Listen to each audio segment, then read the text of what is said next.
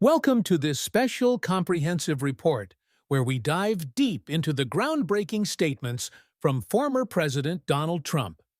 From ambitious economic plans aimed at reshaping the tax system and domestic industries, to bold pharmaceutical reforms and especially daring foreign policy moves in the Middle East, everything is stirring up intense public debate. Let's explore these proposals and viewpoints in detail and see whether they truly signal the dawn of a new era. Part 1.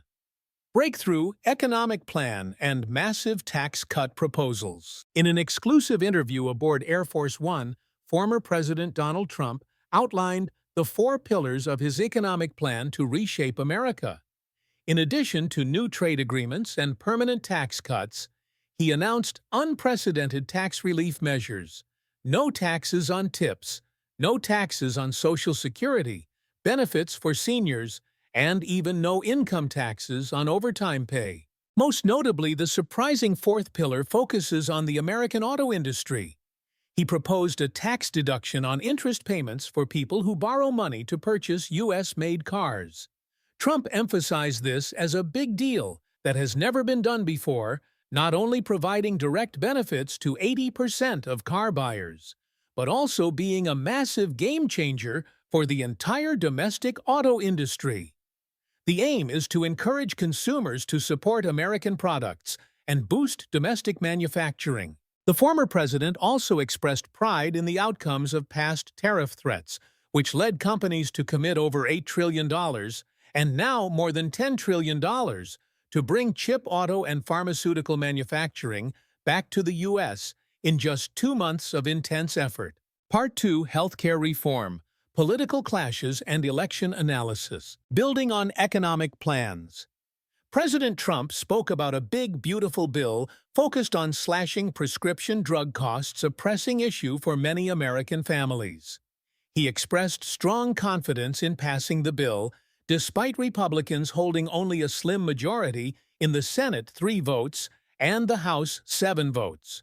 Trump asserted that massive cuts of 50% to 90% on medications would be the defining factor. He harshly criticized the practice of pharmaceutical companies selling drugs at significantly higher prices abroad than in the U.S., placing a crushing financial burden on patients, many of whom with cancer are driven into bankruptcy despite seeking treatment. According to Trump, with such clear benefits, many Democrats will have to vote for it because they can't win elections if they ignore this opportunity. He also mentioned that several moderate Democrats had expressed intent to vote in favor of the bill.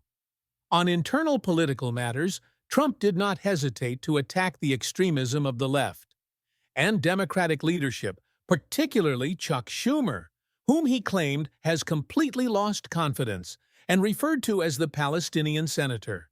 He also openly addressed controversial topics like men participating in women's sports and immigration policies, stating these are issues most Americans don't support, with approval ratings as low as 3% to 1%. The former president believes such radical views will only hurt the Democratic Party's chances of winning. Reflecting on election outcomes, Trump declared that he won in every battleground state and secured the popular vote by a lot. He cited statistics showing that Republicans had won 2,750 counties compared to the Democrats' 525, illustrating his party's dominance on the political map.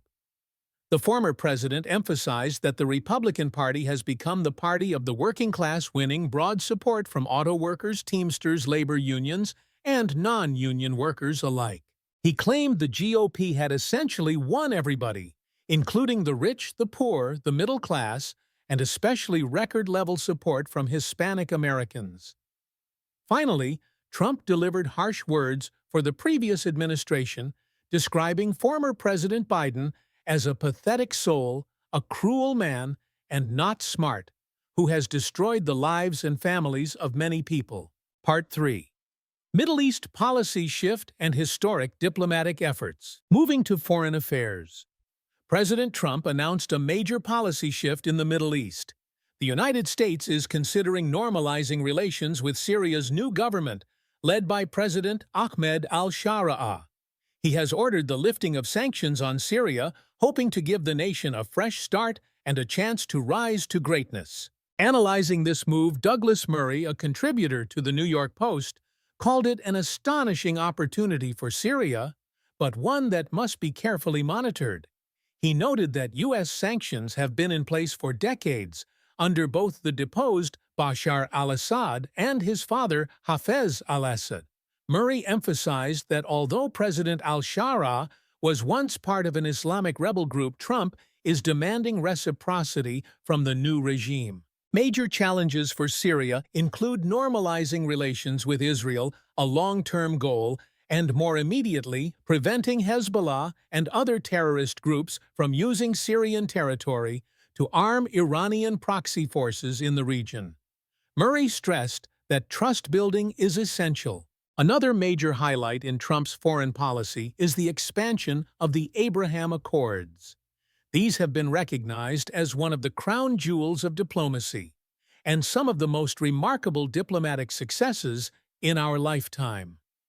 The Accords established diplomatic relations between Israel and Arab nations such as the UAE, Bahrain, Morocco, and Sudan. Trump has called on Saudi Arabia, a nation he deeply respects, to join the Abraham Accords soon. According to Murray, Saudi participation would be a huge step for both the kingdom and the region, sending two powerful messages. First, that Arab nations recognize Israel after nearly 80 years is not going anywhere and that mutual learning is possible. And second, it would highlight Iran's growing isolation as the country is widely accused of sponsoring terrorism. Murray also suggested that had any other president achieved the Abraham Accords, they would likely have received a Nobel Peace Prize. He criticized the Biden administration for failing to bring Saudi Arabia into the agreement despite having had the opportunity. The statements and plans of former President Donald Trump on economics, healthcare, and Middle East policy clearly open up multiple avenues for debate. Will these moves truly reshape the landscape for America and the region? And what do you think about the chances of these proposals being realized and succeeding in the future? Let us know your thoughts in the comments below.